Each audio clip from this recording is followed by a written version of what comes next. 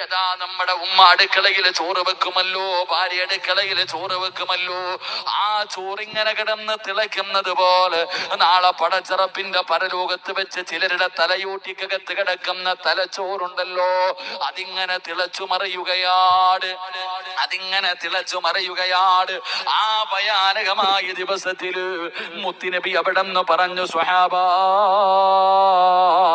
യൗമ യഫിറുൽ മർഉ മിൻ അഖീഹി വ ഉമ്മിഹി വ അബീഹി വ സ്വാഹിബതിഹി വ ബനീഹി.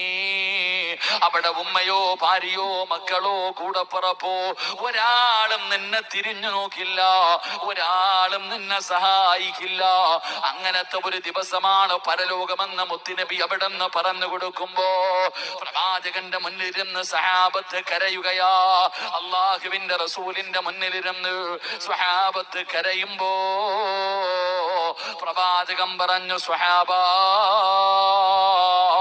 ആ ഭയാനകമായ ദിവസത്തില് 5 വിഭാഗം ആൾക്കാര് ഞാൻ എന്റെ ചാരത്തേക്ക് വിളിക്കും സ്വഹാബാ. ആ ഭയാനകമായ ദിവസമുണ്ടല്ലോ, ഒരാള് പോലും നിന്നെ സഹായിക്കാത്ത ദിവസമുണ്ടല്ലോ, ആ ദിവസത്തിൽ 5 വിഭാഗം ആൾക്കാര് മുത്തുനബി തന്റെ ചാരത്ത് വിളിക്കുകയാണ്. അള്ളാഹുവിന്റെ പ്രവാചകം തന്റെ അടുക്കലേക്ക് വിളിക്കുകയാണ്, തന്റെ സിംഹാസനത്തിന്റെ ഭാഗത്തേക്ക് വിളിക്കുകയാണ്. എന്നിട്ട് മുത്തുനബി സ്വർഗത്തിലേക്ക് കടന്നു പോകുമ്പോ 5 വിഭാഗം ആൾക്കാർ അള്ളാഹുവിന്റെ പ്രവാചകം തന്റെ കൂടെ സ്വർഗത്തിലേക്ക് കൊണ്ടുപോവുകയാ. അള്ളാഹുവിന്റെ പ്രവാചകന്റെ കൂടെ മുത്തുനബി സ്വർഗത്തിലേക്ക് കടന്നു പോകുമ്പോ അവരെ പ്രവാചകനെ കൂടെ കൊണ്ടുപോവുകയാണ്. എന്നിട്ട് മുത്തുനബി പറഞ്ഞു, സ്വഹാബാ ഞാനും അവരും സ്വർഗത്തിൽ എത്ര അടുത്താണെന്നറിയുമോ, ഞാനും അവരും സ്വർഗത്തിൽ എത്ര അടുത്താണെന്നറിയുമോ. പ്രവാചകൻ തന്റെ കൈകളുടെ വിരലുകൾ കാണിക്കുകയാണ്. തന്റെ കൈകളുടെ വിരൽ കാണിച്ചിട്ട് അള്ളാന്റെ റസൂല് പറഞ്ഞു, സഹാബാ ഈ 5 വിഭാഗം ആൾക്കാര് നാളെ സ്വർഗത്തില് എന്റെ കൂടെ ഇത്രയും അടുത്താണെന്ന് ആദരവായ പ്രവാചകൻ നബി മുഹമ്മദ് മുസ്തഫ, ആദരവായ പ്രവാചകൻ നബി മുഹമ്മദ് മുസ്തഫ സ്വല്ലല്ലാഹു അലൈഹി വസല്ലമ തങ്ങൾ പറഞ്ഞു, നാളെ പടച്ച റബ്ബിന്റെ കോടതിയിൽ വെച്ച് ഞാൻ 5 വിഭാഗം ആൾക്കാരെ വിളിക്കും. 5 വിഭാഗം ആൾക്കാരെ ഞാൻ എന്റെ ചാരത്ത് വിളിച്ചിട്ട് ഞാൻ സ്വർഗത്തിൽ പോകുമ്പോ എന്റെ കൂടെ ഞാൻ അവരെ കൊണ്ടുപോകും. ഞാനും അവരും നാളെ സ്വർഗത്തിൽ എന്റെ കൂട്ടുകാരാവർ, അവര് സ്വർഗത്തിൽ എന്റെ കൂടെയാണ്. ഞാനും അവരും തമ്മിൽ കൈകളുടെ വിരലുകൾ ചേർത്ത് വെച്ചിട്ട് പറഞ്ഞു, ഇത്രയും അടുത്ത. അള്ളാഹു 5 വിഭാഗത്തിൽ ഏതെങ്കിലും ഒരു വിഭാഗത്തിൽ അള്ളാഹു എന്നെയും നിങ്ങളെയും പെടുത്തുമാറാകട്ടെ. അള്ളാഹു നമ്മളെ ആ കൂട്ടത്തിൽ പെടുത്തുമാറാകട്ടെ. അതുകൊണ്ട് എൻ്റെ പ്രിയമുള്ള സഹോദരങ്ങളെ, പൗരത്വമുണ്ടോ എന്ന് നോക്ക്. ഇന്ത്യയിലല്ല, കേരളത്തിലല്ല, തറവാടല്ലേ നമ്മളിവിടെ ഉള്ളവരല്ല. സത്യവാ, നമ്മുടെ മുൻഗാമികൾ പാകിസ്ഥാനിന്നോ അഫ്ഗാനിസ്ഥാനിന്നോ ബംഗ്ലാദേശിന്നോ വന്നവരല്ല. നമ്മൾ വന്നത് സ്വർഗത്തിൽ നിന്നാ. നമ്മുടെ വാപ്പ ആദൻ നബി, നമ്മുടെ ഉപ്പാപ്പ ആദൻ നബിയും ഉമ്മാമ ഹവ്വാ റളിയല്ലാഹു തആല ഇവർ രണ്ടുപേരും വന്നത് സ്വർഗം എന്ന് പറയുന്ന നമ്മുടെ തറവാട്ടിൽ നിന്നാ. അതാ നമ്മുടെ നാട്, അതാണ് നമ്മുടെ തറവാട്. ആ തറവാട്ടിൽ പൗരത്വം ഉണ്ടാക്കിയെടുക്ക്. അള്ളാഹു നമുക്ക് ഭാഗ്യം തരുമാറാകട്ടെ. അള്ളാഹു നമുക്ക് ഭാഗ്യം തരുമാറാകട്ടെ. അപ്പൊ ഇൻഷാ അള്ളാഹ് ഒരു 5 നന്മകൾ ഞാൻ പറയാം. നാളെ മുത്തുനബിയുടെ കൂടെ സ്വർഗത്തിൽ പോകണം, മുത്തുനബിയുടെ സ്വർഗത്തിലെ കൂട്ടുകാരാകണം. അതിനുള്ള 5 നന്മകൾ, 5 നല്ല വഴികൾ ഞാൻ പറഞ്ഞു തരാം. 5ഉം പറയാന്ന് ഞാൻ വാക്കു പറയൂല. ഇപ്പൊ തന്നെ 10:30 ഇൻഷാ അള്ളാഹ്. പറയാൻ പറ്റുന്ന അത്രയും കാര്യങ്ങൾ പറഞ്ഞു സന്തോഷത്തോടെ ദുആ ചെയ്തു പിരിയും. അള്ളാഹു ഭാഗ്യം തരുമാറാകട്ടെ. അപ്പൊ ഇൻഷാ അള്ളാഹ് ഒന്ന് ശ്രമിച്ചൂടെ? ഒന്ന് ശ്രമിച്ചൂടെ? ഉണ്ടോന്നെങ്കിലും നോക്ക്. അവിടെയെങ്കിലും പൗരത്വം ഉണ്ടോ നോക്ക്. എന്തായാലും ഇവിടത്തെ കാര്യത്തിൽ തീരുമാനമായില്ലേ, അവിടെയെങ്കിലും ഇൻഷാ അള്ളാഹ് പൗരത്വം കിട്ടണം. അള്ളാഹു നമുക്ക് നൽകി അനുഗ്രഹിക്കുമാറാകട്ടെ. പ്രവാചകൻ സ്വല്ലല്ലാഹു അലൈഹി വസല്ലമ തങ്ങൾ പറയുന്നു, ആരാ നാളെ പരലോകത്ത് വെച്ച് മുത്തുനബി കയ്യിൽ പിടിച്ച് സ്വർഗത്തിൽ കൊണ്ടുപോകുന്ന 5 വിഭാഗത്തിൽ ഒന്നാമത്തെ വിഭാഗം മഹാനായ അനസ് റളിയല്ലാഹു തആല അൻഹു. മഹാനായ അനസ് റളിയല്ലാഹു തആല അൻഹു റിപ്പോർട്ട് ചെയ്യുന്ന ഹദീസിൽ കാണാം, മൻ ആല ജാരിയതൈനി ഹത്താ തബ്ലുഗ ജാഅ യൗമൽ ഖിയാമ. റസൂലുള്ളാഹി സ്വല്ലല്ലാഹു അലൈഹി വസല്ലമ തങ്ങൾ പറയുന്നു, നാളെ പടച്ച റബ്ബിന്റെ സ്വർഗത്തിലേക്ക് ഞാൻ കടന്നു പോകുമ്പോൾ ഞാൻ എന്റെ കൂടെ കൊണ്ടുപോകുന്ന 5 വിഭാഗങ്ങളിൽ ഒന്നാമത്തെ വിഭാഗം ഈ സദസ്സിലിരിക്കുന്ന ചില വാപ്പയും ഉമ്മയുമാ. ഈ സദസ്സിലിരിക്കുന്ന ചില മാതാപിതാക്കളാ. ആ മാതാപിതാക്കൾ ആരാ? അള്ളാഹുവിന്റെ പ്രവാചകന പടം പറയുന്നു, മനാല ജാരിയത്തൈനി ഹത്താ തബ്ലുഗ ജാ യൗമൽ ഖിയാമ. അള്ളാഹുവിന്റെ പ്രവാചകൻ അവിടെന്ന് പറഞ്ഞു തരികയാണ്, നാളെ മുത്തുനബിയുടെ കൂടെ സ്വർഗത്തിൽ ഒരുമിച്ച് കൂടുന്ന 5 വിഭാഗങ്ങളിൽ ഒന്നാമത്തെ വിഭാഗമാരാ? അതീ സദസ്സിലിരിക്കുന്ന ചില മാതാപിതാക്കളാണ്. ആ മാതാപിതാക്കൾ ആരെന്നറിയുമോ? അവർക്ക് ഈ ഭാഗ്യം കിട്ടാനുള്ള കാരണം എന്തെന്നറിയുമോ? അള്ളാഹുവിന്റെ പ്രവാചകൻ അവിടെന്ന് പറയുന്നു, പടച്ചറപ്പ് അവർക്ക് 2 പെൺമക്കളെ കൊടുത്തു. അള്ളാഹു 2 പെൺകുട്ടികളെ അവർക്ക് കൊടുത്തു. ആ 2 മക്കളെ നല്ല നിലയിൽ വളർത്തി അവരെ വിവാഹം കഴിച്ചു കൊടുക്കുന്ന വാപ്പയും ഉമ്മയും നാളെ സ്വർഗത്തിൽ എന്റെ കൂടെ ഒരുമിച്ചാണെന്ന് ആദരവായ പ്രവാചകൻ നബി മുഹമ്മദ് മുസ്തഫ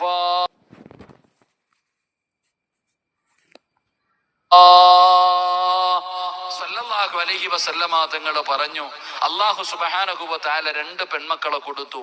ആ 2 പെൺകുട്ടികളെ നല്ല നിലയിൽ വളർത്തി വിവാഹം കഴിച്ചു കൊടുക്കുന്ന വാപ്പയും ഉമ്മയും നാളെ സ്വർഗത്തിൽ എന്റെ കൂടെയാണെന്ന് നബിയുനാ റസൂലുള്ളാഹി സ്വല്ലല്ലാഹു അലൈഹി വസല്ലം. അള്ളാഹു നമുക്ക് ഈമാൻ നൽകി അനുഗ്രഹിക്കുമാറാകട്ടെ. അള്ളാഹു 2 പെൺമക്കളെ തന്നിട്ടുള്ള ഭാഗ്യവാന്മാരെന്ന് കൈവക്കിക്കേ. ആരെങ്കിലും ഉണ്ടോ നോക്കട്ടെ. ഒരെണ്ണം ഉള്ളവരെങ്കിലും പൊക്കിക്കേ. അൽഹംദുലില്ലാഹ്. അപ്പൊ നിങ്ങളുടെ കാര്യത്തിലെ കാര്യങ്ങളൊക്കെ രക്ഷപ്പെട്ടു. അൽഹംദുലില്ലാഹ്. അള്ളാഹു നിങ്ങൾക്ക് ഭാഗ്യം നൽകുമാറാകട്ടെ. എന്റെ പ്രിയമുള്ള സഹോദരങ്ങളെ, എല്ലാവർക്കും ആണ് മതി, പെണ്ണ് വേണ്ട. ആദ്യത്തെ കൺമണി ആണായിരിക്കണം. എല്ലാവരുടെ കൊതി. ഭാര്യ ഗർഭിണിയായി കഴിഞ്ഞാൽ പിന്നെ പടച്ചവനെ ആണ് മതി, പെണ്ണ് വേണ്ടപ്പാ. ആണ് മതി. പെണ്ണാണെങ്കിൽ ചെലവും ആണാണെങ്കിൽ വരുമാനവും. അതാണല്ലോ നമ്മുടെ പുതിയ കണ്ടുപിടുത്തം. എന്റെ പ്രിയപ്പെട്ടവരെ, എല്ലാവർക്കും ആൺകുട്ടികളോടാണ് ഇഷ്ടം. അതുകൊണ്ട് തന്നെയാണല്ലോ 2 നിർത്തുന്നത്. 2, 3 ആകുമ്പോ തന്നെ നിർത്തി. പണ്ടൊക്കെ പെണ്ണുങ്ങള്, അള്ളാഹു പടച്ചോനെ, ഞങ്ങളുടെ ഉമ്മയൊക്കെ 10 പെറ്റവരാ. അൽഹംദുലില്ലാഹ്. അള്ളാഹു അവർക്ക് സ്വർഗം കൊടുത്ത് അനുഗ്രഹിക്കുമാറാകട്ടെ. ഒരു കുഴപ്പമില്ലെന്ന്. അൽഹംദുലില്ലാഹ്. എപ്പോഴും ആഫിയത്തോടെ. ഇപ്പൊ ഒരു ചെറിയൊരു ഓപ്പറേഷനൊക്കെ കഴിഞ്ഞു. അള്ളാഹു അവർക്ക് ദീർഘായുസ്സ് നൽകുമാറാകട്ടെ. പക്ഷെ ഇന്നത്തെ അങ്ങനല്ല. ഇന്ന് 2 ഒന്ന് കഴിഞ്ഞാൽ തന്നെ അസ്സലാമു അലൈക്കും മതി നിർത്തിയേക്കാനാ പറയണ ഭർത്താവിനോട്. എല്ലാവർക്കും ആൺകുട്ടികളോടാ ഇഷ്ടം, പെൺകുട്ടികളോട് ഇഷ്ടക്കുറവാ. എങ്കിലും മഹാനായ റസൂൽ ഇമാം ഗസാലി തങ്ങൾ പറയുന്നുണ്ട്, ഹദീസിന്റെ കിതാബിൽ കാണാം, ആദ്യത്തെ പ്രസവത്തിൽ പെൺകുട്ടിയാണ് കിട്ടിയതെങ്കിൽ, നിങ്ങളുടെയൊക്കെ ഭാര്യമാർ ആദ്യത്തെ പ്രസവത്തിൽ പെൺകുഞ്ഞിനെയാണോ പ്രസവിച്ചത്, നിങ്ങൾ ഭാഗ്യവാന്മാരാ. അള്ളാഹു നിങ്ങൾക്ക് ബറക്കത്ത് ചെയ്യുന്ന അള്ളാഹു നമുക്ക് ഈമാൻ നൽകുമാറാകട്ടെ. അപ്പൊ ആദ്യത്തെ പ്രസവത്തിൽ പെൺകുട്ടിയാണ് പ്രസവിക്കുന്നതെങ്കിൽ ആ വീട്ടുകാർക്ക് അള്ളാഹു ബറക്കത്ത് ചെയ്യുമെന്ന്. അപ്പൊ പെണ്ണ് വീടിന്റെ അനുഗ്രഹമാണ്. എന്റെ പ്രിയപ്പെട്ട സഹോദരങ്ങളെ, മഹാനായ നബിയിന റസൂലുള്ളാഹി സ്വല്ലല്ലാഹു അലൈഹി വസല്ലമ തങ്ങൾ മുത്തുനബിക്ക് പെൺമക്കളോട് വല്ലാത്ത സ്നേഹമായിരുന്നു. മുത്തുനബിക്ക് പെൺമക്കളോട്, പെൺകുട്ടികളോട് വേർതിരിവ് കാണിക്കുന്നത് ഒരിക്കലും അള്ളാഹുവിന്റെ റസൂൽ സല്ലല്ലാഹു അലൈഹി വസല്ലമ തങ്ങൾ സഹിക്കില്ല, ഇഷ്ടപ്പെടില്ല. ഒരിക്കലും ചരിത്രം കാണാം, മസ്ജിദ് നബവിയിൽ റസൂലുള്ളാഹി സ്വല്ലല്ലാഹു അലൈഹി വസല്ലമ തങ്ങൾ സംസാരിച്ചു കൊണ്ടിരിക്കുമ്പോ ഇതുപോലെ സ്വഹാബികൾ ഇങ്ങനെ കേട്ടുകൊണ്ടിരിക്കുക. ആ സമയത്താണ് ഒരു മകൻ ഓടി വന്നു. വാപ്പാടെ മുന്നിൽ ഉസ്താദൊക്കെ പള്ളിയെ ക്ലാസ് എടുത്തുകൊണ്ടിരിക്കുമ്പോ കുറെ ചെറിയ മക്കൾ വാപ്പാടെ അടുക്കൽ ഓടി വരുന്നത് പോലെ വാപ്പാടെ അടുക്കൽ ഓടി കയറി വന്നു. വാപ്പാടെ അടുക്കൽ വന്നപ്പോ പൊന്നുമോനെ കെട്ടിപ്പിടിച്ച് ഉമ്മ കൊടുത്തിട്ട് പിടിച്ചു മടിയിലിരുത്തി വാപ്പ. റസൂലുള്ളാഹി തങ്ങളൊന്നും മിണ്ടിയില്ല. കുറെ സമയം കഴിഞ്ഞു. അതേ മനുഷ്യന്റെ പെൺകുട്ടിയായ മകള് വാപ്പാടെ അടുക്കൽ അതുപോലെ കയറി വന്നു. വാപ്പ കെട്ടിപ്പിടിച്ചു മുത്തം കൊടുത്തിട്ട് പിടിച്ച് താഴെ ഇരുത്തി. റസൂലുള്ളാഹി തങ്ങൾ വയല് നിർത്തി. പ്രഭാഷകന്റെ പ്രസംഗം, മുത്തുനബി പ്രസംഗം നിർത്തി. എന്നിട്ട് ആ വാപ്പാനോട് പറഞ്ഞു, ഒന്നുകിൽ ആ മടിയിലിരിക്കണം മോനെ താഴെ ഇരുത്ത്, അല്ലെങ്കിൽ ആ താഴെ ഇരിക്കണം മകളെയും കയറ്റി മടിയിലിരുത്തുന്ന ആദരവായ പ്രവാചകൻ നബി മുഹമ്മദ് മുസ്തഫ സല്ലല്ലാഹു അലൈഹി വസല്ലം. മുത്തുനബിക്ക് സഹിച്ചില്ല ആ പെൺകുട്ടിയോട് വേർതിരിവ് കാണിച്ചപ്പോ. എന്റെ പ്രിയപ്പെട്ടവരെ, നിങ്ങൾ പ്രവാചകൻ സല്ലല്ലാഹു അലൈഹി വസല്ലം തങ്ങളുടെ ചരിത്രം എടുത്തു നോക്ക്. ഫാത്തിമ എന്ന് പറയുന്ന പൊന്നുമോൾ എന്തൊരു സ്നേഹമെന്നറിയൂ. ലോകത്ത് ഒരു മനുഷ്യനും ഖിയാമത്ത് നാള് വരെ വാപ്പ മകളെ സ്നേഹിച്ചതുപോലെ, നബി തന്റെ പൊന്നാര മകളെ സ്നേഹിച്ചതുപോലെ ഒരു വാപ്പയും ഖിയാമത്ത് നാള് വരെ സ്നേഹിക്കൂല. ഇനി നീ എന്തൊക്കെ വാങ്ങിക്കൊടുത്താലും. അത്രയ്ക്കും ഇഷ്ടമാ ഫാത്തിമ എന്ന് പറയുന്ന തന്റെ പൊന്നുമോളെ കാണുമ്പോ നെറ്റിത്തടത്തിൽ ഉമ്മ വെക്കുമായിരുന്നു മുത്തുനബി. തന്റെ പൊന്നാര മകളുടെ നെറ്റിത്തടത്തിൽ ഉമ്മ വെക്കും. ചരിത്രം പറയുന്നു, ഇരിക്കുന്ന സമയത്തെങ്ങാണം ഫാത്തിമ കയറി വന്നാൽ ഒറ്റയ്ക്കുണ്ടായിരുന്നെങ്കിലും മുത്തുനബി എഴുന്നേറ്റ് നിൽക്കുമായിരുന്നു തന്റെ മകളുടെ മുന്നിൽ. ഫാത്തിമ എന്ന് പറയുന്ന തന്റെ പൊന്നാര മകൾ ആരുമില്ലാത്ത സമയങ്ങളിൽ പ്രവാചകൻ എഴുന്നേറ്റ് നിൽക്കുമായിരുന്നു. കാരണം എന്റെ പ്രിയപ്പെട്ടവരെ, പെണ്ണിന്റെ കാൽച്ചുവട്ടില, ഉമ്മയുടെ കാൽച്ചുവട്ടില സ്വർഗം കിടക്കുന്നത്. അള്ളാഹു നമ്മുടെ ഉമ്മമാർക്ക് സ്വർഗം നൽകി അനുഗ്രഹിക്കുമാറാകട്ടെ. എന്റെ പ്രിയപ്പെട്ടവരെ, പ്രവാചകൻ എങ്ങനെ ആയിരുന്നു? എന്റെ പ്രിയപ്പെട്ടവരെ, നമ്മളും പെൺമക്കളോട് വല്ലാത്ത സ്നേഹം. പെൺകുട്ടികൾ, പ്രത്യേകിച്ച് ആൺമക്കളെക്കാളും സ്നേഹം പെൺകുട്ടികൾക്കാ. അങ്ങനാണല്ലോ നമ്മുടെ വീടുകളിൽ കണ്ടുവരുന്നത്. എന്റെ പ്രിയപ്പെട്ടവരെ, പെൺകുട്ടികൾക്ക് വാപ്പാനോട് വല്ലാത്തൊരു സ്നേഹമാ. ഉമ്മയെക്കാളും സ്നേഹം വാപ്പാനോടാണ്. അതാണല്ലോ നമ്മൾ പഴയതൊക്കെ പറയും, ആൺകുട്ടികൾക്ക് നേരെ തിരിച്ച ഉമ്മാനോടാ വലിയ സ്നേഹം. അത് വേറൊന്നും കൊണ്ടല്ല, എന്തെങ്കിലും ഒരു കാര്യം നടക്കണമെങ്കിൽ അടുക്കളയിൽ ജോലി ചെയ്തുകൊണ്ടിരിക്കുന്ന ഉമ്മാരുടെ അടുക്ക പോയിട്ട് മക്കൾ ഇങ്ങനെ തട്ടി നിൽക്കും. അപ്പൊ ഉമ്മായിക്ക് അറിയാം എന്തോ കാര്യം നേടാനാണെന്ന്. എന്നാ വാപ്പ ഇങ്ങനെ ഇരിക്ക, മോളിങ്ങനെ വന്ന് വാപ്പാടെ താടിയിലും തലയിലൊക്കെ പിടിക്കുമ്പോ അതങ്ങനെ നേരെ തിരിച്ചിങ്ങനെ. അതാണ് പെൺമക്കൾ. വാപ്പമാരോട് വല്ലാത്ത സ്നേഹമാ പെൺമക്കൾക്ക്. എന്റെ പ്രിയപ്പെട്ടവരെ, എന്തുകൊണ്ട്? അപ്പൊ നിങ്ങൾ ഈ സദസ്സിൽ ഇരിക്കുന്നവർ വിചാരിച്ചു, ഉസ്താദെ എനിക്ക് പെൺകുട്ടികളുണ്ട്, അപ്പൊ ഞാൻ സ്വർഗത്തിൽ പോവില്ലേ? പെട്ടെന്ന് അത് കൈവക്കിയപ്പോ എന്നാ ഉഷാറെന്നറിയോ? ഒരെണ്ണെങ്കിലും ഉള്ളവര് കൈവക്കാൻ പറഞ്ഞപ്പോ എന്തൊരു ആത്മാർത്ഥമായിട്ട് കൈവക്കിയവരോട് ഞാൻ ചോദിക്കാം, നിങ്ങളൊക്കെ വിചാരിച്ചു അപ്പൊ നാളെ ഞാൻ രക്ഷപ്പെട്ടു എന്ന്? വാപ്പാ, നീ ചിന്തിച്ചു നോക്ക്. ഹജ്ജ് ചെയ്തവനും ഞാനും സ്വർഗത്തിൽ ഇങ്ങനെയാണെന്ന് പറഞ്ഞില്ല. പള്ളി കെട്ടിക്കൊടുത്തവനും ഞാനും നാളെ സ്വർഗത്തിൽ ഇങ്ങനെയാണെന്ന് പറഞ്ഞില്ല. നോമ്പ് പിടിച്ചവനും ഞാനും നാളെ സ്വർഗത്തിൽ ഇത്രയും അടുത്താണെന്ന് പ്രവാചകൻ പറഞ്ഞില്ല. പ്രവാചകൻ പറഞ്ഞു, 2 പെമ്മക്കളെ വളർത്തി വിവാഹം കഴിച്ചു കൊടുക്കുന്ന വാപ്പയും ഉമ്മയും നാളെ സ്വർഗത്തിൽ എന്റെ കൂടെ ഇത്രയും അടുത്താണെന്ന് മുത്തുനബി തന്റെ കൈ വിരലുകൾ ചേർത്ത് വെച്ച് പറഞ്ഞിട്ടുണ്ടെങ്കിൽ നീ അതിൽ നിന്ന് പാഠം പഠിക്കണം. അതത്ര എളുപ്പമുള്ള കാര്യമല്ല. അതെങ്ങനെ എളുപ്പമുള്ള കാര്യമല്ല? എന്റെ പ്രിയപ്പെട്ടവരെ, ഇന്നത്തെ കാലഘട്ടത്തിൽ 2 പെൺകുട്ടികളെ നല്ല നിലയിൽ വളർത്തി പ്രായപൂർത്തി വരെ എത്തിച്ച് അവരെ ഏതെങ്കിലും നല്ല ഒരുത്തന്റെ കയ്യിൽ പിടിച്ചു കൊടുക്കുക എന്ന് പറയുന്നത് ഏറ്റവും വലിയ ജിഹാദായിട്ട് കാണേണ്ട കാലഘട്ടം. നിങ്ങൾ ആലോചിക്ക്, നിങ്ങൾ അത്ര എളുപ്പമെന്ന് വിചാരിച്ചോ? പണ്ടത്തെ കാലഘട്ടങ്ങളിൽ നിങ്ങളൊക്കെ പെണ്ണ് കാണാൻ പോയ രംഗം ഒന്ന് ആലോചിക്കേ. ഈ പ്രായമുള്ള നിങ്ങളൊക്കെ പണ്ട് പെണ്ണ് കാണാൻ പോയി. സ്കൂള് വിട്ടുകൊണ്ട് നിങ്ങളുടെ ഇന്നത്തെ ഭാര്യമാർ സ്കൂള് വിട്ട് വീട്ടിൽ കയറി വന്നപ്പോ അവരുടെ വാപ്പമാര് പറഞ്ഞു, ആയിഷ കല്യാണം ഉറപ്പിച്ചു, ദാണ്ടായി ഇരിക്കുന്നതാണ് പയ്യൻ, ഇങ്ങനെ കാണിച്ചു കൊടുത്തു. ആ പാപ സ്കൂൾ ബാഗ് വിട്ടിട്ടൊരു കരച്ചിലും കരഞ്ഞു. ഇപ്പൊ നിന്റെ കൂടെ വന്ന് സന്തോഷത്തോടെ ജീവിക്കുന്നുണ്ട്. അള്ളാഹു ബർക്കത്ത് ചെയ്യുമാറാകട്ടെ. അത് പണ്ടത്തെ പെണ്ണുങ്ങള്. ഇന്ന് 10ാം ക്ലാസ് കഴിഞ്ഞ +1 പഠിക്കുന്ന 17ഉം 18ഉം വയസ്സുള്ള മക്കള് വീട്ടിൽ കയറി വന്നിട്ട് വാപ്പാനോട് പറയും, ഞാനൊരുത്തനെ നോക്കി വെച്ചിട്ടുണ്ട് കേട്ടാ, ഫേസ്ബുക്കിലൂടെ പരിചയപ്പെട്ടതാ, ബസ്സിൽ യാത്ര ചെയ്തപ്പോ അല്ലെങ്കിൽ സ്കൂളിൽ പഠിക്കുന്ന സമയത്ത് പരിചയപ്പെട്ടതാ, എനിക്ക് അവനെ തന്നെ മതി, കെട്ടിച്ചേരണം. അപ്പൊ വാപ്പ ഇങ്ങനെ വെടികൊണ്ടതുപോലെ ഇരിക്കുക. വാപ്പ എന്നിട്ട് ഇവനെ വന്ന് അന്വേഷിച്ചപ്പോ സ്വന്തം ജാതി പോലുമല്ല. വാപ്പ പറഞ്ഞു, മോളെ അവൻ മുസ്ലിം അല്ല, ഞാൻ കൊന്നാലും സമ്മതിക്കൂല, ഞാൻ ഇറങ്ങിപ്പോകും വാപ്പ.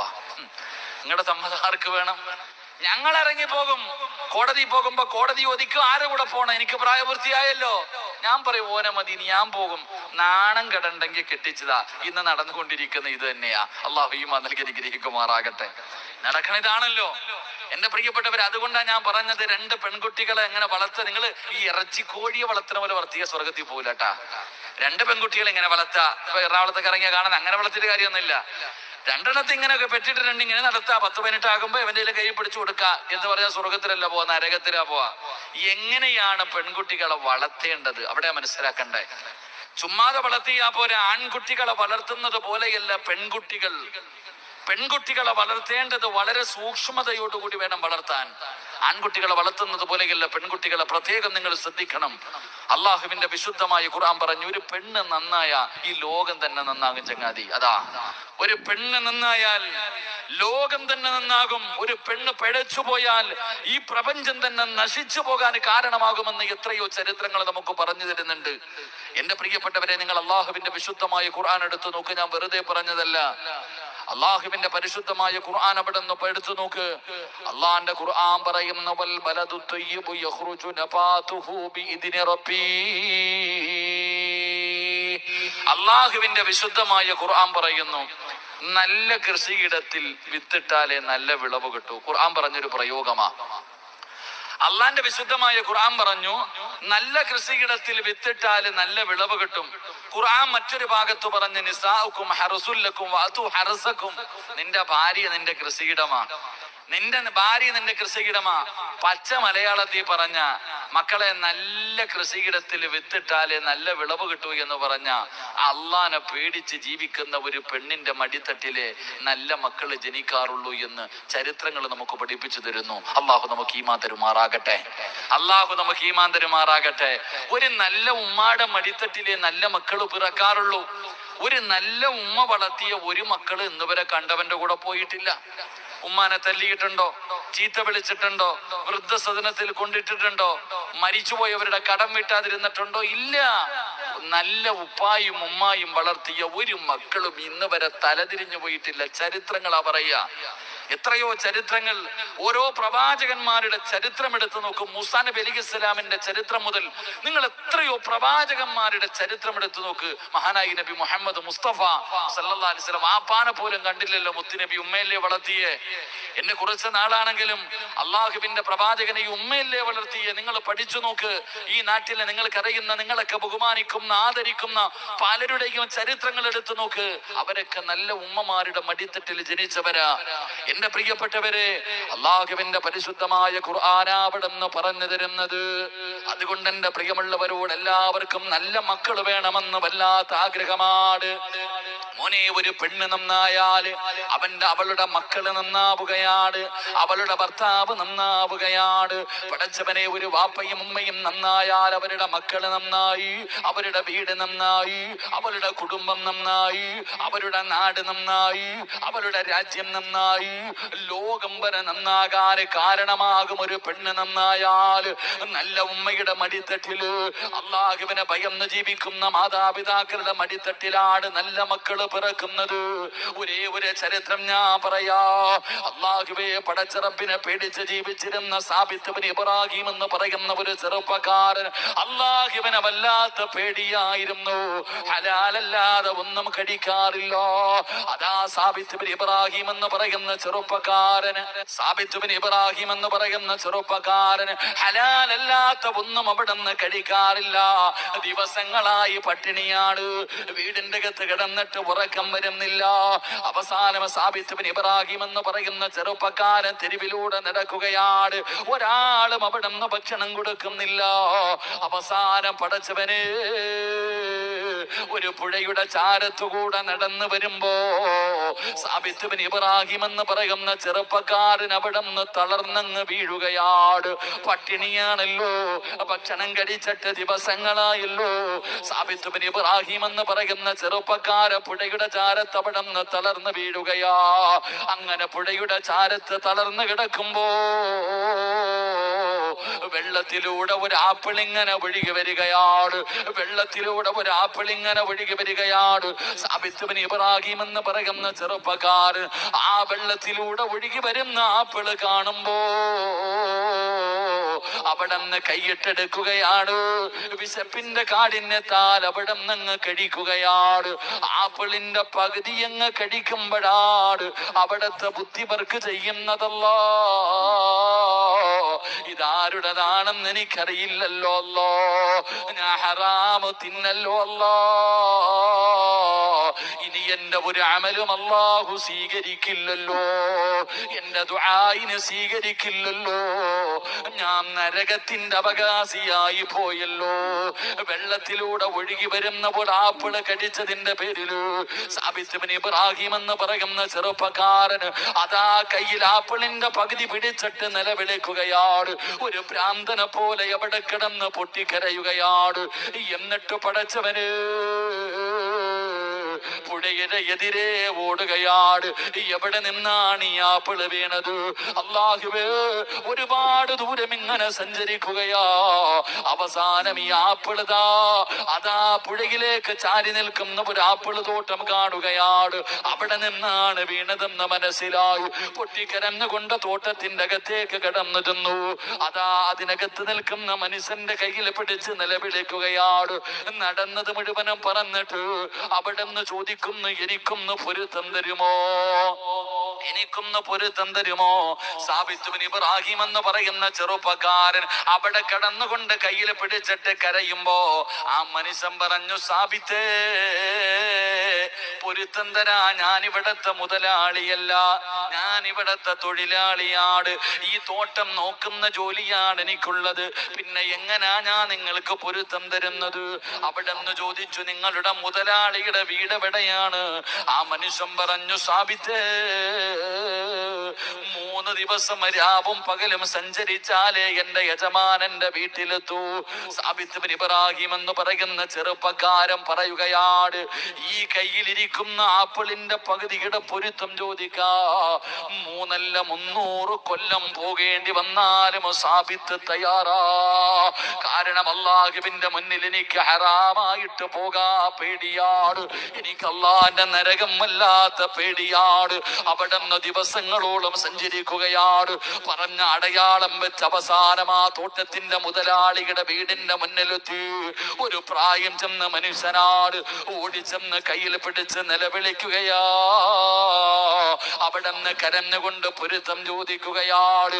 ആ മനുഷ്യൻ വല്ലാതെ അത്ഭുതപ്പെടുന്നു. ആരാ പടച്ചവര്? ഈ ചെറുപ്പക്കാരൻ ആരാണല്ലോ? വെള്ളത്തിലൂടെ ഒഴുകി വന്ന ഒരു ആപ്പിളിന്റെ പൊരുത്തം ചോദിക്കാറ്. ഇവിടെ വരെ കഷ്ടപ്പെട്ട് ഇവന് വന്നിട്ടുണ്ടെങ്കിൽ ഇവന് സാധാരണ ഒരു ചെറുപ്പക്കാരനല്ല. ഇവൻ അല്ലാഹുവിനെ ഭയന്ന് ജീവിക്കുന്ന ഒരു ചെറുപ്പക്കാരനാണ്. ആ മനുഷ്യൻ പറഞ്ഞു, സാബിത്ത്, ഞാൻ പൊരുത്തപ്പെട്ട് തരണമെങ്കിൽ ഒരു കണ്ടീഷൻ ഉണ്ട്.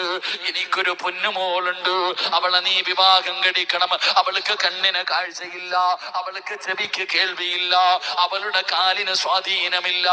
എന്റെ പൊന്നുമോളെ വിവാഹം കഴിച്ചാലേ നിനക്ക് ഞാൻ പൊരുത്തപ്പെട്ടു തരൂ.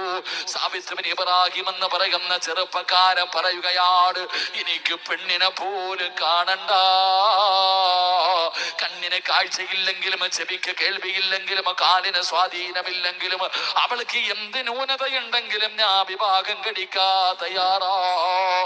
അങ്ങനെ അവിടെ നിന്ന് വിവാഹം കഴിഞ്ഞു. അവസാനം അതാ മണിയറക്കകത്തേക്ക് സാബിത്ത് ബിൻ ഇബ്രാഹിം എന്ന് പറയുന്ന ചെറുപ്പക്കാര് മണിയറക്കകത്ത് കടന്നു ചെല്ലുമ്പോ സുബ്ഹാനല്ലാഹ്, സുന്ദരിയായ ഒരു പെണ്ണ് മണിയറക്കകത്ത് ഒരുങ്ങിയിരിക്കുകയാണ്. സാബിത്ത് ചോദിക്കുന്നു, കണ്ണ് കാണാത്ത, ചെവിക്ക് കേൾവിയില്ലാത്ത, കാലിന് സ്വാധീനമില്ലാത്ത എന്റെ ഭാര്യയെ വിട്. ആ പെണ്ണ് പറഞ്ഞു, സാബിത്ത്, ഞാൻ തന്നെയാ നിങ്ങളുടെ ഭാര്യ. എന്റെ കണ്ണിന് കാഴ്ചയുണ്ട്, എന്റെ ചെവിക്ക് കേൾവിയുണ്ട്, എന്റെ കാലിന് സ്വാധീനമുണ്ട്. പിന്നെ എന്റെ വാപ്പ എങ്ങനെ പറയാനുള്ള കാരണം എന്തെന്നറിയുമോ? ഓർമ്മ വെച്ച കാലം മുതല് എന്റെ കണ്ണുകൊണ്ട് ഹറാമ് കണ്ടിട്ടില്ല സാബിത്ത്. ഞാൻ അല്ലാഹുവിനെ പേടിച്ച് ജീവിക്കുന്ന പെണ്ണാ. ഇന്ന് വരെ ഞാൻ എന്റെ കണ്ണുകൊണ്ട് ഹറാമ് കണ്ടിട്ടില്ല, ഹറാമ് കേട്ടിട്ടില്ല. അല്ലാഹു പോകരുതെന്ന് പറഞ്ഞ ഒരു സ്ഥലത്തേക്ക് ഓർമ്മ വെച്ച കാലം മുതൽ ഞാൻ ഇന്ന് വരെ എന്റെ കാലുകൊണ്ട് നടന്നിട്ടില്ല. ഞാൻ അല്ലാഹുവിനെ പേടിച്ച് ജീവിക്കുന്ന ഒരു പെണ്ണാ. അവിടെ നിന്ന് പൊട്ടിക്കരഞ്ഞുകൊണ്ട് പറയുമ്പോ, എന്റെ പ്രിയമുള്ളവരെ, ആ സാബിത്ത് ബിൻ ഇബ്രാഹിം എന്ന് പറയുന്ന ചെറുപ്പക്കാരനും ആ പെണ്ണും കൂടെ, ഇവര് രണ്ടുപേരും കൂടെ കുടുംബജീവിതം തുടങ്ങുകയാണ്. വെള്ളത്തിലൂടെ ഒഴുകി വന്ന ഒരു ആപ്പിൾ എടുത്ത് പകുതി കഴിച്ചു. അതും പട്ടിണി കിടന്ന് തളർന്നു കിടക്കണ സമയത്ത് അതിന്റെ പൊരുത്തം ചോദിക്കാൻ ദിവസങ്ങളോളം സഞ്ചരിച്ച് അവസാനം ചെന്നപ്പോ ആ മനുഷ്യൻ പറഞ്ഞു, എന്റെ മകളെ നീ വിവാഹം കഴിക്കണം, അതിനും ഞാൻ റെഡിയാ, എനിക്ക് പൊരുത്തം മതി, എനിക്ക് പൊരുത്തം മതി. അവിടെ നിന്ന് കല്യാണമെല്ലാം കഴിച്ചു. രണ്ടുപേരും അള്ളാഹുവിനെ ഭയന്ന് ജീവിക്കുന്നവരായിരുന്നു, വാപ്പായും ഉമ്മായും. അവര് രണ്ടുപേരും കൂടെ കൃഷി അങ്ങോട്ട് ഇറക്കി. എന്റെ പ്രിയപ്പെട്ടവരെ, അവര് രണ്ടുപേരും കൂടെ കുടുംബജീവിതം നടത്തി. അള്ളാഹു അവർക്കൊരു മോനെ കൊടുത്തു. അള്ളാഹു അവർക്കൊരു നല്ല മകനെ കൊടുത്തു. ആ മകന്റെ പേരെന്തെന്നറിയുമോ? മഹാനായ ഇമാമുന അബു ഹനീഫത്തുൽ ഖൂഫി റളിയല്ലാഹു തആല അൻഹു. മഹാനായ ഇമാം അബു ഹനീഫ തങ്ങള് ആ ഉമ്മായ്ക്കും വാപ്പായ്ക്കും ജനിച്ച മകനായിരുന്നു എന്ന് ചരിത്രം പറയുന്നുണ്ട്. അള്ളാഹു നമുക്ക് ഈമാൻ നൽകി അനുഗ്രഹിക്കുമാറാകട്ടെ.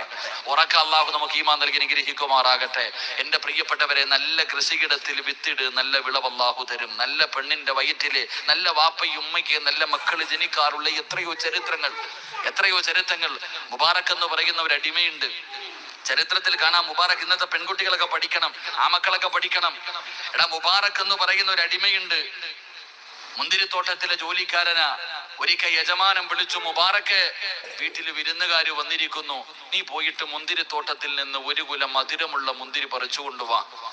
മുബാറക് എന്ന് പറയുന്ന അടിമ ഓടി ചെന്നു മുന്തിരി ഇങ്ങനെ നോക്കി. അവിടെ നിന്ന് ഒരു കുല മുന്തിരി പറിച്ചു കൊണ്ടുവന്ന് യജമാനന്റെ മുന്നിൽ വെച്ചു കൊടുത്തു. വിരുന്നുകാര് വന്നിട്ടുണ്ട്. യജമാനൻ ഒരു മുന്തിരി എടുത്ത് കഴിച്ചു നോക്കുമ്പോ വല്ലാത്ത കയ്പും വല്ലാത്ത പുളിപ്പും. യജമാനൻ പറഞ്ഞു, എടാ പോയിട്ട് മധുരമുള്ളത് പറിച്ചു കൊണ്ടുവാടാ, വിരുന്നുകാർക്ക് കൊടുക്കാനാ. മുബാറക് എന്ന് പറയുന്ന അടിമ രണ്ടാമതും തോട്ടത്തിൽ പോയി ഒരു കുല മുന്തിരി പറിച്ചു കൊണ്ടുവന്ന് യജമാനന്റെ മുന്നിൽ വെച്ചു. യജമാനൻ അത് നിന്ന് നോക്കുമ്പോ വല്ലാത്ത പുളി. യജമാനന്റെ ദേഷ്യം വന്നു, മുബാറക് പോടാ, പോയി മധുരമുള്ളത് പറിച്ചു കൊണ്ടുവാടാ, നീ കളിയാക്കുന്നോടാ പറഞ്ഞു വിട്ടു. മൂന്നാമതും മുബാറക് എന്ന് പറയുന്ന അടിമ തോട്ടത്തിൽ പോയി മൂന്നാമതും അവിടെ നോക്കിയിട്ട് കണ്ടതിൽ വെച്ചൊരു മനോഹരമായ ഒരു കുല മുന്തിരി പറിച്ചുകൊണ്ട് യജമാനന്റെ മുന്നിൽ വെച്ചു. യജമാനൻ തിന്നു നോക്കിയപ്പോ അതും വല്ലാത്ത പുളിപ്പും കയ്പും. പിന്നെ നോക്കിയില്ല, എടുത്തിട്ട് എടുത്തിട്ട് അടിക്ക. മുതലാളി മുബാറക് എന്ന് പറയുന്ന അടിമയെ തല്ലുമ്പോ പറയുന്നുണ്ട്, എടാ മുബാറക്, 10 കൊല്ലമായിട്ട് നീ ഈ മുന്തിരിത്തോട്ടത്തിൽ ജോലി ചെയ്യുന്നു. മധുരമുള്ളതേതാ മധുരമില്ലാത്തതേതാ നിനക്കറിയില്ലേടാന്ന് പറഞ്ഞിട്ട് തല്ലുമ്പോ ആ മുബാറക് എന്ന് പറയുന്ന അടിമ മുതലാളിയോട് ചോദിച്ചു, ഞാൻ ഇന്ന് വരെ തിന്നു നോക്കിയിട്ടില്ല.